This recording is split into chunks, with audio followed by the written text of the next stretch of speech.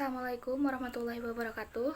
Perkenalkan, nama saya Nerina Lusania dari kelas AK22A. Di sini saya akan mempresentasikan kait materi laporan laba rugi komprehensif dan laporan perubahan ekuitas. Oke, yang pertama apa sih laporan laba rugi komprehensif itu?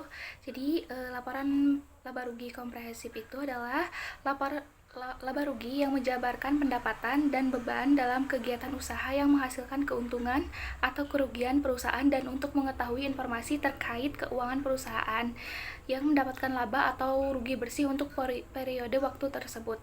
Dan di laporan laba rugi ini menunjukkan beberapa format atau elemen.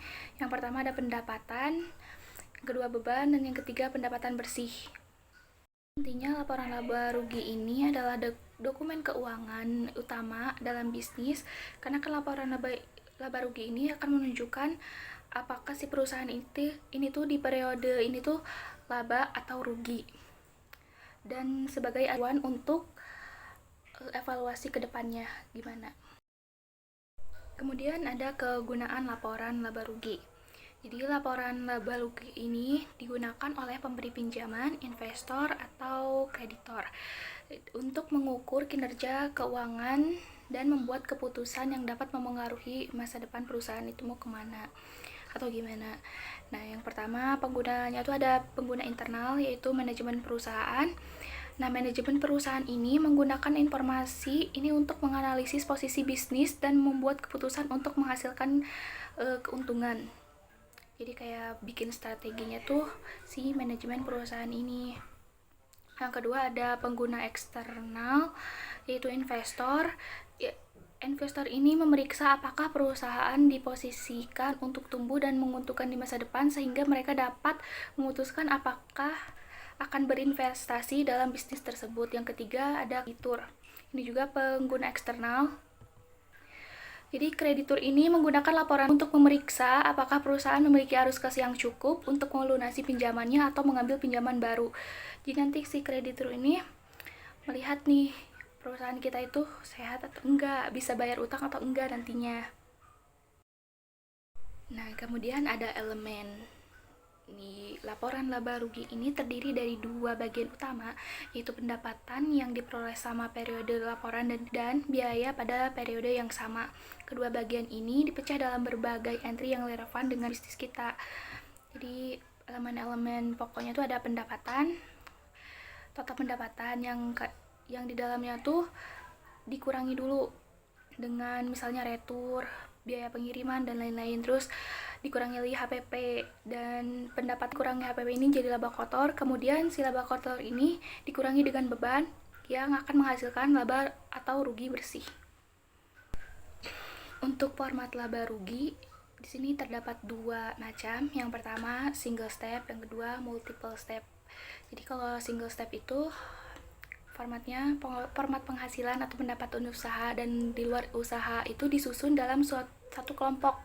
Jadi langsung totalnya aja, tidak dirinci. Demikian pula dengan beban-beban usaha serta beban-beban di luar usahanya. Sedangkan multiple step, si penghasilan ataupun beban itu dipisah secara terperinci. Jadi untuk beban operasional nih misalnya, si antara beban penjualan dan beban administrasi itu dipisah, dirinci, tidak ditotalkan langsung. Nah ini teman-teman bisa lihat, ini merupakan contoh laporan laba rugi single step. Kemudian di situ ada rumusnya.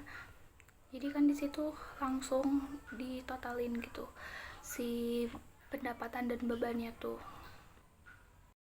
Nah, kemudian ini laporan laba rugi jenis multiple step.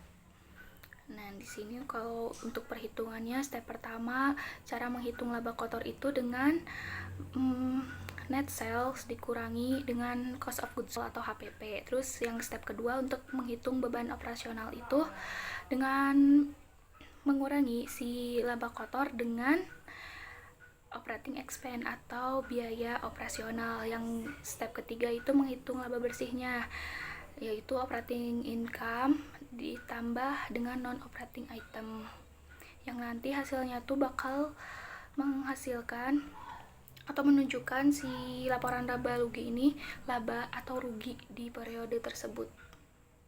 Nah, sekarang ada laporan perubahan ekuitas. Apa sih laporan perubahan ekuitas itu? Jadi laporan perubahan ekuitas itu adalah laporan keuangan suatu perusahaan yang mengukur perubahan ekuitas atau modal pemilik selama periode akuntansi tertentu. Ini mencakup elemen-elemen seperti berikut, yaitu laba rugi bersih, dividen, penarikan modal atau FRIPE, lalu ada pengaruh perubahan kebijakan akuntansi, terus pengaruh koreksi periode akuntansi sebelumnya, dan akumulasi cadangan ditahan. Oke, baik, terakhir ini adalah contoh laporan perubahan ekuitas. Bisa dilihat perhitungannya.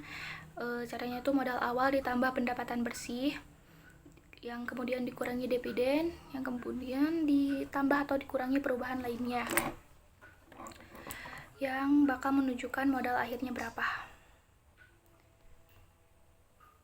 Nah, bisa dilihat kan di sini ada modal awalnya sebesar 80.000, ya kemudian laba bersih ditambah dengan laba bersih 18.000. Lalu karena ada privilege jadi dikurangi 8.000 sehingga menghasilkan modal akhir 90.000 dolar. Oke, jadi dapat disimpulkan kalau laporan laba rugi itu merupakan laporan yang menjabarkan akun-akun pendapatan dan beban yang kemudian hasilnya itu akan menghasilkan suatu informasi apakah si perusahaan ini tuh laba atau rugi, yang nantinya jika hasilnya laba maka akan menambah modal, dan ketika perusahaan itu rugi maka akan mengurangi modal pada periode tersebut. Sekian, terima kasih dari saya. Wassalamualaikum warahmatullahi wabarakatuh.